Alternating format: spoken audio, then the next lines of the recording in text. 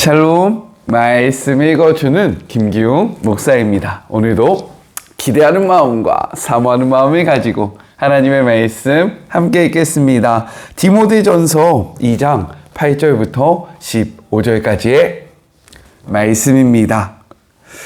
기도는 이 모든 일의 바탕이 됩니다. 나는 무엇보다도 남자들이 기도하기를 바랍니다.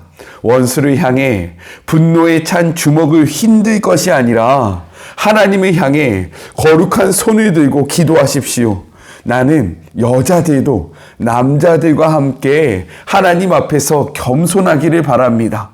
거울 앞에서 최신 유행을 쫓아 자신을 아름답게 꾸밀 것이 아니라 하나님께 아름다운 일을 행함으로 진정 아름다운 사람이 되십시오.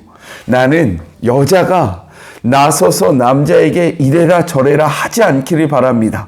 여자들은 다른 모든 사람들과 더불어 조용히 지내면서 순종하는 법을 배우십시오. 아담이 먼저 지음을 받았고 그 다음에 하하가 지음을 받았습니다. 여자가 먼저 속아 넘어갔고 죄의 개척자가 되었고 아담이 그 뒤를 따랐습니다. 반면에 여자가 아이를 낳음으로 구원을 가져오게 되었고 그 삶이 바뀌었습니다. 그러나 이 구원은 믿음과 사랑과 거룩함을 지키는 사람들, 이 모든 것을 바탕으로 성숙에 이르는 사람들에게만 옵니다. 그대는 이 말을 믿으십시오. 이것은 하나님의 말씀입니다.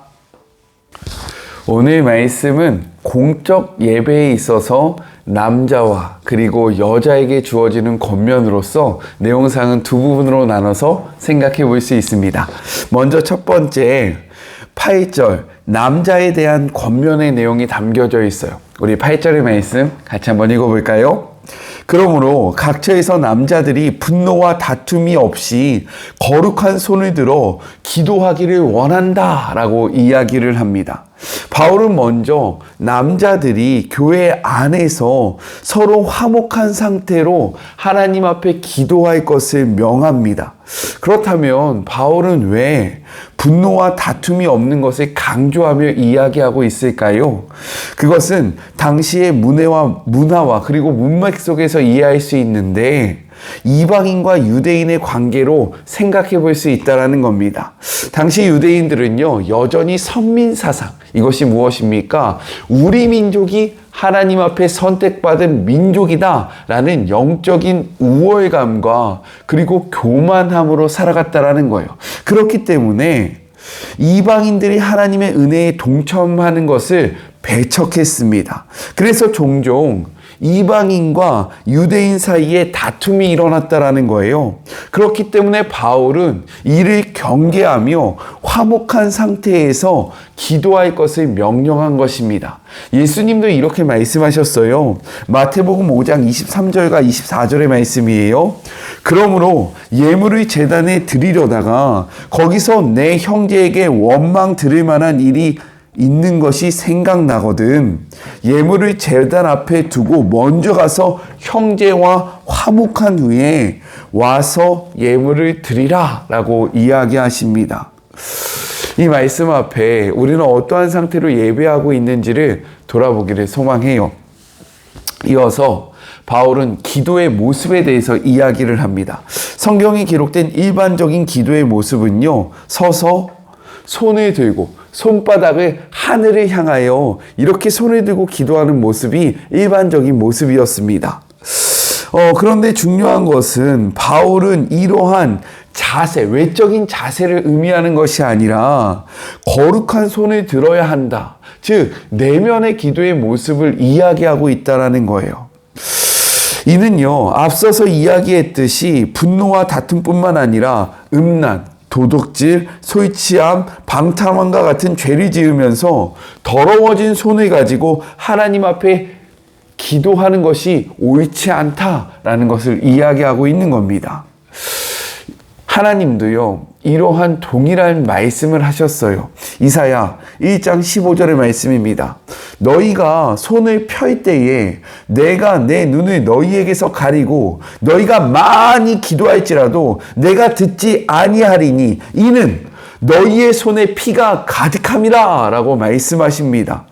우리는요, 하나님 앞에 예배하러 갈 때 어떠한 모습으로 예배하고 있는지, 특별히 공예배 시간에 기도를 할 때, 하나님 앞에 설 때 어떠한 모습으로 서고 있는지 이 말씀 앞에 돌아보기를 간절히 소망해요.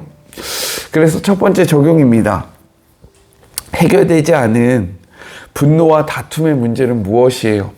우리가 하나님 앞에 예배하러 갈 때 이 문제를 먼저 해결하라 라고 말씀하고 계시는 거예요. 그러니 내가 하나님 앞에서 해결하지 못했던 분노와 다툼의 문제가 무엇인지 생각해보고 이 문제를 가지고 하나님 앞에 기도하기를 소망합니다. 또한 내 삶 속에 거룩하지 못한 손의 모습은 무엇입니까? 하나님은요, 거룩하지 못한 손을 가지고 그분 앞에 나와 기도하는 것을 기뻐하지 아니하신다 라고 말씀하고 계시니 내 안에 해결해야 하는 음란의 문제, 내 안에 해결해야 하는 거룩하지 못한 손의 문제가 무엇인지를 바라보고 이 문제를 해결함으로 하나님 앞에 나아가 기도하기를 주님의 이름으로 축복해요. 둘째, 9절부터 15절 여자에 대한 권면을 담고 있습니다. 사실 이 부분에 대해서 논쟁이 많아요. 이게 뭔가 이것 때문에 성경은 옳지 않다. 21세기에 지금 우리 세기에 맞지 않는 이야기다 라고 얘기하는 분들도 있습니다. 어떠한 의미인지 좀 함께 살펴보았으면 좋겠어요. 우리 9절의 말씀입니다. 또 이와 같이 여자들도 단정하게 옷을 입으며 소박함과 정절로서 자기를 단정하고 따은 머리나 금이나 진주나 값진 옷으로 하지 말라라고 이야기합니다. 먼저 어떻게 시작하고 있어요? 이와 같이 여자들도. 이 말이 무엇입니까? 8절에 언급한 남자들이 공적 예배에 참석할 때에 경건한 마음과 자세를 가지고 참석하여 거룩한 손을 들어야 하는 것처럼 여자들도 똑같이 거룩한 심령을 가지고 공적 예배에 참석해야 한다는 거예요. 그 모습을 무엇이라고 이야기합니까? 단정한 옷을 입는 것이다 라고 이야기하고 있습니다. 이는요, 여성이 자신을 꾸미는 것이 불필요하다라고 이야기하는 것이 아닙니다. 당시의 문화성 속에서 이것을 생각해 보아야 하는데, 당대에는요, 고급 매춘부들이 자신의 머리카락을 탑처럼 쌓아 올리고요, 그리고 따온 머리를 고정하기 위해서 값비싼 비녀를 사용했다라는 겁니다. 볼 때 너무나도 아름다워 보였지만 이것은 매춘부들이 하는 모습이었다라는 거예요. 그렇기 때문에 이러한 문화 속에서 바울은요, 여성들에게 세상의 풍조를 무조건적으로 따라할 것이 아니라 그리스도인으로서 올바른 삶의 모습이 무엇인지를 생각하며 하나님 앞에서 세상과 구별된 절제된 모습을 요청하고 있다는 거예요. 좋아 보인다고 다 따라하는 것이 아니고 최신 유행이라고 해서 무조건 하는 것이 아니라 그리스도인으로서 어떻게 살아가는 것이 옳은가 너희는 생각하고 분별하라 라고 권면하고 있는 겁니다. 이어서 12절은 이렇게 이야기하죠.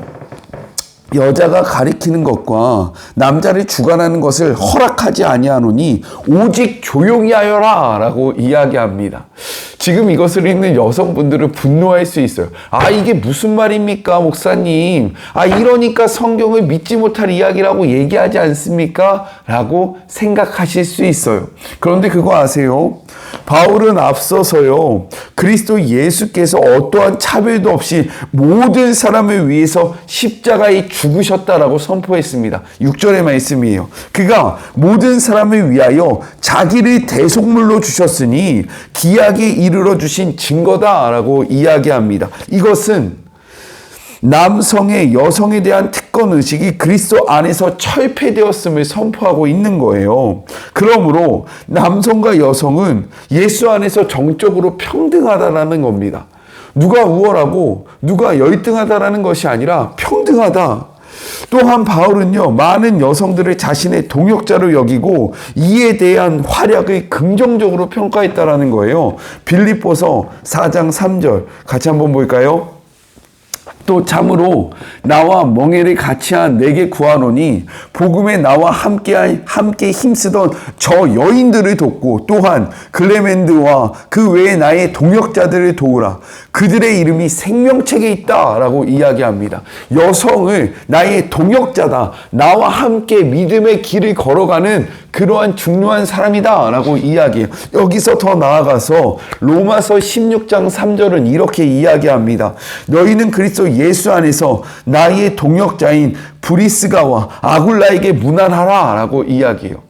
두 인물이 나오는데 누가 먼저 앞서고 있습니까? 브리스가가 앞서고 있습니다. 근데 이 사람이 누군지 아십니까? 아굴라의 아내였다라는 거예요. 두 사람을 얘기할 때 보통은 남자를 이야기하잖아요. 근데 바울은 남자가 아니라 그의 아내를 먼저 앞세웠다라는 겁니다. 왜요? 그가 더욱더 하나님 앞에서 귀했다라는 거예요. 바울 앞에서 더 존귀했다라는 겁니다. 이랬던 바울이 왜 이러한 이야기를 할까요? 무엇 때문에 여자는 조용히 하여라 라고 이야기하고 여자는 가르치지 마라 라고 이야기하고 있을까요? 왜냐하면 그 당시의 배경을 우리가 이해해야 합니다. 지난 금요일 날 제가 디모데전서 첫 번째 말씀을 전하면서요, 개론을 말했습니다. 개론을 말할 때 디모데가 사역했던 에베소가 어떠한 곳이라고 이야기했었습니까? 에베소에는요, 아데미라는 여신을 수호신으로 여기면서 그녀를 위해 세운 거대한 신전을 도시의 자부심이다 라고 이야기했던 곳이 에베소다 라고 제가 말을 하면서, 아데미가 이러한 여신이에요 라면서 사진을 보여준다고 했는데 사진이 안 올라갔죠. 네, 편집할 때 빠뜨렸습니다. 죄송해요. 그래서 지금 보여드릴게요. 자, 이번에는 분명히 있을 겁니다. 여기 아데미라는 여성을 보면, 여신상을 보면 뭐가 많습니까? 여자를 상징하는 가슴이 굉장히 많아요. 24개의 가슴이 있습니다. 왜요? 풍요를 상징하고 있기 때문인 겁니다. 아데미 신전은요, 여신상을 섬기는 신전이었어요. 내려주셔도 됩니다. 여신상을 섬기는 그러한 신전이었기 때문에 여사제들이 많았습니다. 그리고 그곳에 예배하러 오는 남자들을 위한 여창들이 있었어요. 여성들이 가리켰고 여성들과 문란하게 성행위를 하면서 섬겼던 곳이 바로 아데미라는 신전이었다라는 겁니다. 에베소에 있던 사람들은요, 그것을 바라보면서 자라왔고요, 그것을 자랑으로 여겼고요, 이렇게 그리고 이방신을 섬기는 것에 익숙한 자들이었다라는 거예요. 그런데 중요한 것은 무엇입니까? 이러한 문화 속에서 있던 자가 교회에 왔어요. 예배당에 왔습니다. 그런데 그곳에서도 여성들이 똑같이 목소리를 내고 여성들이 똑같이 드러난다면 그들은 생각할 거라는 거예요. 야, 뭐야, 아데미 신상과 그리스도를 섬기는 것은 다르지 않네? 뭐야, 이것이 맞는 건가? 라는 의문점이 들 수 있다라는 겁니다. 그래서 바울은요, 이야기하는 거예요. 이러한 문화 속에서 여자는 교회에서 조용하라 라고 이야기하고 있는 겁니다. 왜요? 여자가 이야기하는 것이 에베소 문화 속에서 하나님을 전하는 것에 전혀 도움이 되지 않았다는 거예요. 오히려 그러한 모습을 보면서 많은 사람들이 시험이 들고 많은 사람들이 그 아데미를 섬기는 신상과 별반 다르지 않는 곳이다 라고 생각을 하면서 복음의 확장에 방해가 되었기에 바울은 이러한 문화 속에서 여성은 조용히 하여라 라고 이야기하는 겁니다. 그래서 바울은 이렇게 이야기해요. 빌립보서 3장 7절과 8절의 말씀입니다. 그러나 무엇이든지 내게 유익하던 것을 내가 그리스도를 위하여 다 해로 여길 뿐더러 또한 모든 것을 해로 여김은 내 주 그리스도 예수를 아는 지식이 가장 고상하기 때문이라. 내가 그를 위하여 모든 것을 잃어버리고 배설물로 여김은 그리스도를 얻었기 때문이다 라고 이야기합니다. 내 삶이 가장 중요한 것은 예수를 아는 것이다. 나머지는 다 배설물과 같다 라고 이야기해요. 여기서 더 나아가 고린도전서 10장 23절은 이렇게 이야기합니다. 모든 것이 가하나 모든 것이 유익한 것은 아니요 모든 것이 가하나 모든 것이 덕을 세우는 것은 아니다 라고 이야기해요. 이것이 바울의 관점이었습니다. 바울에게 가장 중요한 것은 예수를 전하는 거예요. 그런데 그 문화 속에서 여자가 이야기하는 것은 예수를 전하는 것에 도움이 전혀 되지 않았기 때문에 여자는 교회에서 조용하라 라고 이야기하고 있는 겁니다. 여자를 무시해서가 아닙니다. 여자를 하등히 여기는 것이 아니에요. 그 문화 속에서 여자가 드러나는 것이 복음 전파에 전혀 도움이 되지 않았기 때문에 그렇게 하지 않는 것이 좋다라고 이야기하는 거예요. 그래서 이러한 관점으로 15절 이야기하는 겁니다. 그러나 여자들이 많이 정숙함으로써 믿음과 사랑과 거룩함에 거하면 그의 해산함으로 구원을 얻을 것이다. 이 말의 포인트는 그의 해산함으로 구원을 얻는다라는 표현입니다. 인류의 비극이 어디로부터 시작되었습니까? 아담과 하와의 타락으로부터 시작되었잖아요. 이것은 14절이 이것을 증명하고 있어요. 하나님께서는 여자의 후손으로 사단의 머리를 상하게 함으로 구원을 이루실 것을 약속합니다. 여자로부터 타락이 시작됐는데 하나님은 여자의 후손으로 인류의 회복을 약속해 주셨다라는 거예요. 그리고 이 약속은 동정녀 마리아를 통해서 성육신하신 예수 그리스도를 통해서 성취되게 되었다라는 거죠. 이제 문제는 무엇이냐? 바로 그 예수 그리스도를 믿음으로 구원이 이루어진다는 이 복음을 널리 전파하면서 견실한 믿음의 공동체를 만들어가는 데 있다라는 겁니다. 그리고 이 주도적인 역할이 바로 여자에게 주어졌다라는 거예요. 왜요? 여자가 스스로 정결함으로 믿음과 사랑 그리고 거룩함에 거할 뿐만 아니라 이러한 신앙 가운데 가정을 이루고 자녀를 낳으며 자녀에게 신앙의 양육함으로써 믿음의 가치를 이어가는 것이 너희들에게 맡겨져 있다라고 이야기하고 있다는 거예요.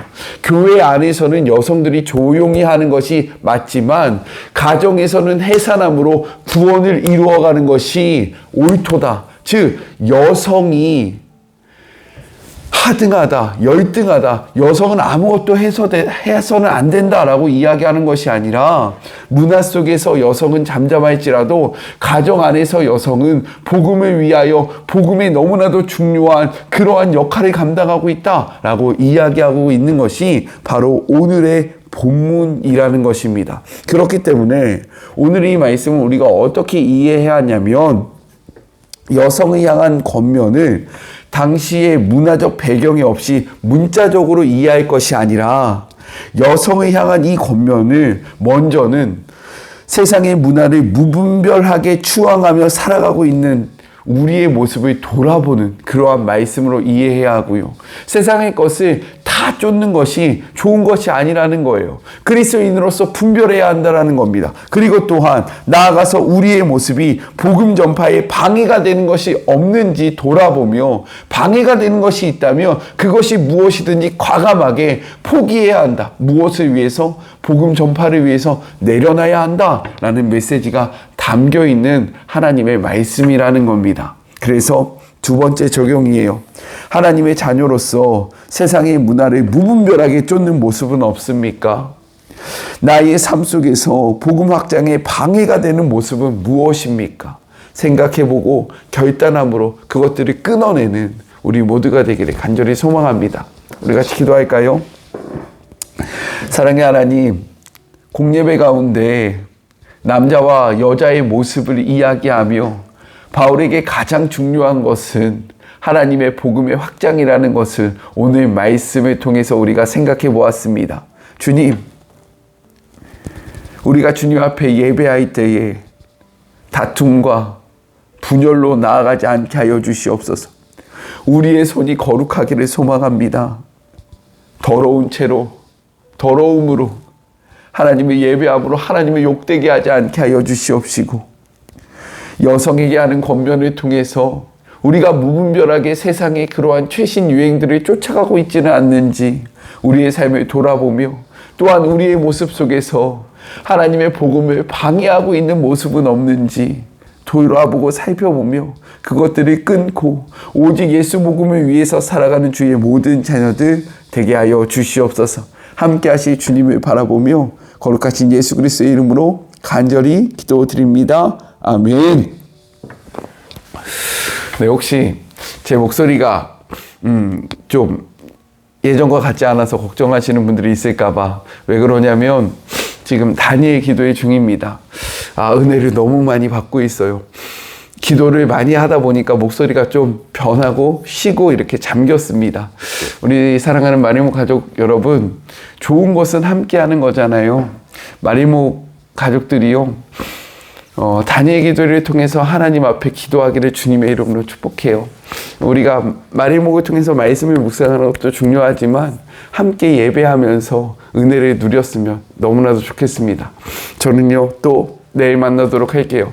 살아가고 주님의 이름으로 축복하면서 오늘 하루도 힘내세요. 우리 내일 만나요. 안녕. 오늘도 수고하셨습니다. 네, 다니엘 기도에 함께해요.